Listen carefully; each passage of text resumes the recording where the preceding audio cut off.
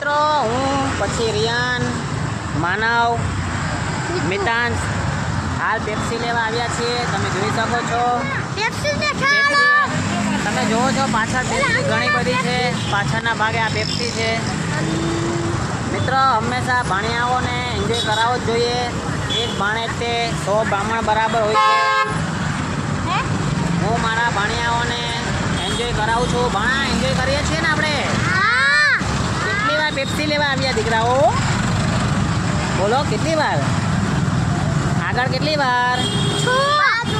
5 વાર. તું ભણા 6 વાર. અરે વાહ, તો ડબલ નીકળો.